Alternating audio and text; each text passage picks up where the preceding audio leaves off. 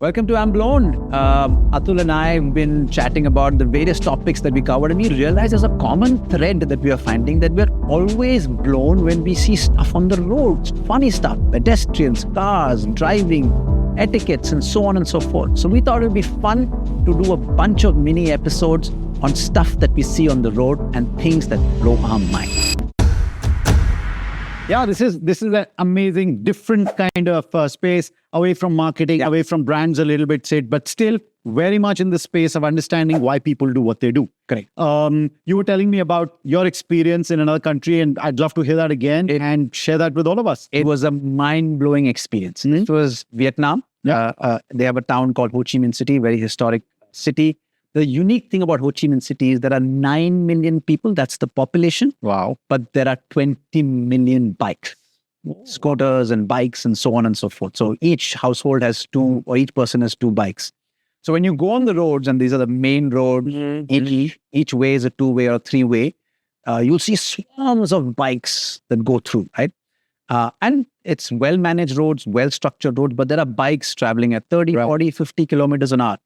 And of course, you have a pedestrian crossing. I'm just trying to Visualize this, right? So you can, if you're seeing from a building, you're seeing it's going through.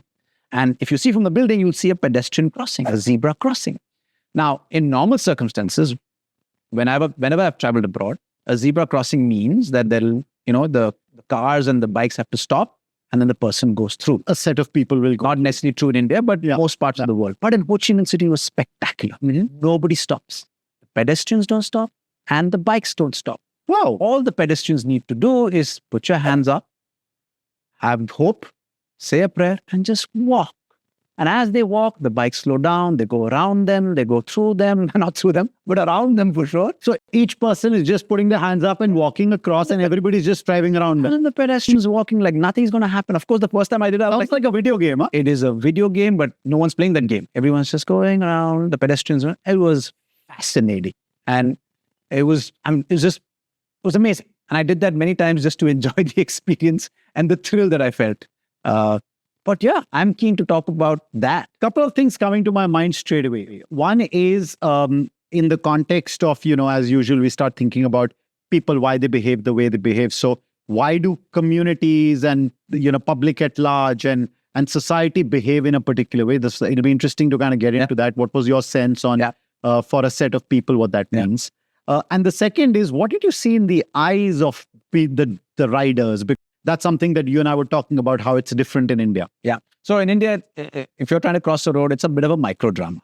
You're looking at the driver's looking at you. And you can see the eyeballs. You can see, you're sensing the emotion, you're sensing everything there. Yeah. You're giving credence to the driver, and the driver's giving credence to you. But one person has to budge. Yeah. And then someone's going to blink. So, but you're giving credence. So there is a very clear, okay, listen, this is the battle.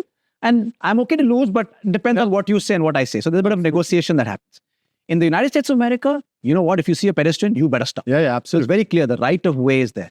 But in Vietnam, it's such a collectivist society, and it's such a communal society, and it's a communist-run country that everyone has the right of way, and we all need to adjust. We need to coexist. We need to coexist. And it's so rooted to the culture. It's so rooted to Indian culture that we are collectivist, but it's a negotiation. Yeah.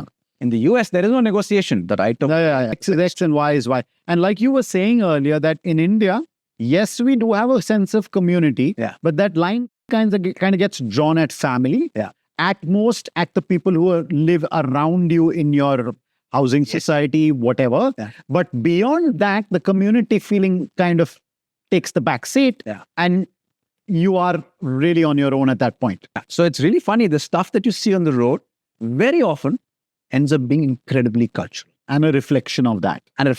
And you know what? We're going to get into more of these, but this was my anecdote from Vietnam. This is really cool. I'm enjoying this kind of shorter conversation. Love it. And I can't wait for the next one. I think you have a very interesting story to say. Yes, we'll be back soon. See you soon with another one. See you soon.